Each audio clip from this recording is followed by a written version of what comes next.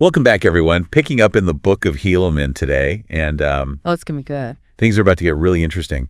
We're in the 40th year of the reign of the judges, Yeah. and right away we're thrust into a scene of political turmoil. Yeah, you could say that. It's almost like watching a drama unfold. Oh, for sure, for sure. You have Pahoran, the chief judge, passing away, Right. which immediately creates this void in leadership. And as you might expect, Yeah. his sons, Pahoran, Pamanchi, and Pacumeni, All want the power. all believe they have the rightful claim to the judgment seat. It makes you wonder, what must it have been like to be in that family? I know, right? Such a heavy legacy to carry, and then to have this kind of conflict erupt within your own household. Right, and what's striking is how quickly things escalate. Look at Helaman chapter 1, verse 7, where it says about Panchi, he was about to flatter away those people to rise up in rebellion against their brethren. Wow. He's so consumed by his own ambition that he's willing to manipulate others and incite a rebellion just to gain power. It's a stark reminder of how easily pride and ambition can lead us astray. Oh, yeah. Even when we think we're acting in the best interest of others. Absolutely, and the consequences of Panchi's actions are swift and severe. Yeah, he pays the price. He ends up condemned to death for his role in the rebellion. So not only do you have this power vacuum with the death of the chief judge, Right. but now you have this added layer of conflict and instability with Bianchi's rebellion and subsequent execution. It's a recipe for chaos. Oh, yeah. And into this already volatile situation steps Kishkimen, a figure shrouded in mystery. He emerges from the shadows and assassinates the newly appointed chief judge, Pahoran? Wait, so another Pahoran? Yes, one of the sons who was vying for the judgment seat. Wow, okay. It's almost like a Shakespearean tragedy unfolding. Oh, yeah. Lots of drama. You can imagine the fear and uncertainty spreading throughout the Nephite community. Right. First, the death of their leader, then a rebellion, and now an assassination. It's like the very foundations of their society are being shaken. Exactly. And what's particularly chilling about Kishkumen is that he disappears after the assassination. He just vanishes. He vanishes into thin air, leaving behind a trail of fear and suspicion. No one knows who he's working for or what his motives are. It's like a wound that's been left open, festering, and creating a sense of unease among the people. Definitely. This act of violence throws everything into further disarray. And into this leadership void steps Pacumeni, another one of Pahoran's sons. Right. But the damage has been done. For sure. The Nephite nation is deeply divided, their capital city vulnerable, and they're about to face a threat unlike any they've encountered before. This is where the story takes a dramatic turn, right? Yeah. The internal strife has left them vulnerable, and now they have to face an external enemy. That's right. And this is where we meet Coriantumr, a Nephite dissenter, who has joined forces with the Lamanites. Interesting. He's a skilled military leader, and he sees an opportunity to exploit the Nephites' weakness. It's almost like a perfect storm brewing. You have this internal conflict tearing the Nephites apart, and then you have this external threat looming on the horizon, led by someone who knows their vulnerabilities all too well. Exactly. And Coriantumr's strategy is brilliant, albeit ruthless. Okay. Instead of focusing on the Nephite borders, as they've done in the past, he targets the heart of their nation, the capital city of Zarahemla. Wow. That's a bold move, and it catches the Nephites completely off guard. Oh, yeah. They're expecting attacks on the outskirts, not a direct assault on their center of power. And Helaman chapter 1, verse 18 really highlights their lack of preparedness. Because of so much contention and so much difficulty in the government that they had not kept sufficient guards in the land of Zarahemla. Oh, wow. Their internal struggles have blinded them to the real danger they're facing. So Coriantumr and his Lamanite forces sweep in and take Zarahemla. That's right. What must that have been like for the Nephites? To see their capital city, their symbol of strength and unity, fall so quickly. It's a devastating blow, both strategically and psychologically. And to make matters worse, Pacumeni, the chief judge, is killed during the attack. So in a very short period of time, they've lost their original leader, experienced a rebellion, suffered an assassination. Right. And now they've lost their capital city and their new leader. Wow. It's hard to imagine a more difficult situation. It's a testament to the resilience of the Nephite people that they're able to recover from such a series of setbacks. But they don't do it alone.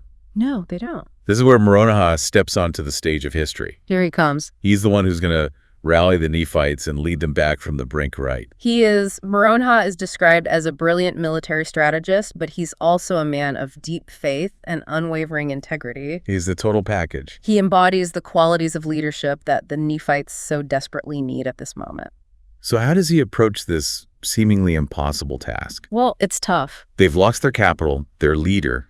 Their morale must be shattered. For sure. What's his first move? Well, initially, Moronha's forces are positioned along the borders, Okay, makes sense. expecting a more traditional Lamanite attack. Yeah. But when he learns of Coriantumr's strategy, he has to adapt quickly. Right. He immediately dispatches Lehi, another skilled Nephite commander, Right. with an army to intercept Coriantumr's forces before they can reach the land Bountiful. So it's a race against time. Absolute. Can Lehi get there in time to stop Coriantumr and prevent further losses? That's the pivotal question. And thankfully, the scriptures tell us that Lehi succeeds in heading off Coriantumr's forces, Phew, what a relief. forcing them to retreat back towards Zarnemla. That must have been a huge relief for Moronha and the Nephites. Huge. It's a small victory, Uh-huh.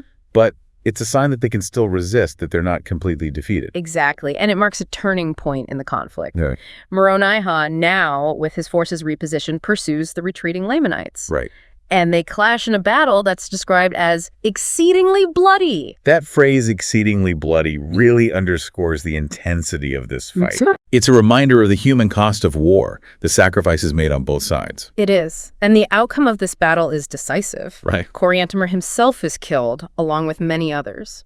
Wow. This loss of leadership cripples the Lamanite party, and they find themselves trapped and surrounded by the Nephites. So after all of this, after all the losses and setbacks, the Nephites achieve a decisive victory. They do. It's hard to imagine the emotions they must have been feeling at that moment. I know, it's powerful. Relief, gratitude, but also, I imagine, a profound sense of loss for all those who perished in the conflict. Absolutely. And this is where we see another facet of Moronihah's character that really sets him apart as a leader. Okay, what's that? Despite the brutality of the battle, despite the losses suffered by his own people, he shows mercy to the defeated Lamanites. He doesn't seek revenge or further bloodshed. No, instead he allows them to depart peacefully, even providing them with provisions for their journey back to their own lands. That's a remarkable act of compassion. It is. It speaks to a higher principle, a recognition of shared humanity, even amidst conflict. It does, and it challenges us to consider how we respond to our own adversaries. It's a good point. Do we seek to conquer and dominate, or do we strive to find ways to coexist peacefully, even with those who hold different views or beliefs? It's a powerful question,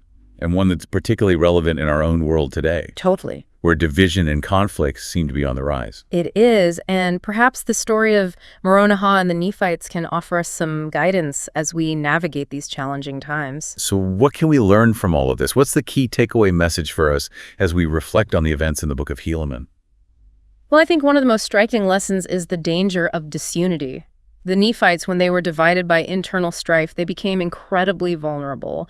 It was only when they united under a strong and righteous leader like Moronihah that they were able to overcome their challenges. It's a classic case of a house divided against itself. Their infighting, their ambition, their willingness to put their own interests ahead of the needs of the community. It all created cracks in their foundation. And Coriantumr, he was shrewd enough to see those cracks and exploit them. And as you think about our own communities today, we face so many challenges, so many points of division. What can we learn from the Nephites' experience about the importance of unity, especially in the face of adversity? Well, I think it starts with recognizing that we're all part of something larger than ourselves. We're all interconnected, and our actions have ripple effects that extend far beyond our immediate circle. When we prioritize our own needs above the needs of the community, we weaken the whole structure. So it's not just about being nice or getting along. It's about understanding that our individual well-being is tied to the well-being of the community as a whole. Exactly. And it's about being willing to sacrifice, to compromise, to put aside our differences and work together for the common good. It's not always easy, but as the Nephites learned, it's absolutely essential for survival. But unity doesn't mean uniformity, right? We don't all have to agree on everything. Of course not. Diversity of thought and perspective is valuable. It's what allows us to grow and learn from each other. But we need to find ways to engage in healthy debate, to disagree respectfully, and to focus on what unites us rather than what divides us. And that's where leadership comes in, right? Moronihah was able to unite the Nephites, not just because he was a skilled military leader, but because he was a man of principle, a man who inspired trust and loyalty. Absolutely. True leadership isn't about power or control. It's about service, about inspiring others to be their best selves, about guiding them towards a common goal. Moronihah exemplified that kind of leadership.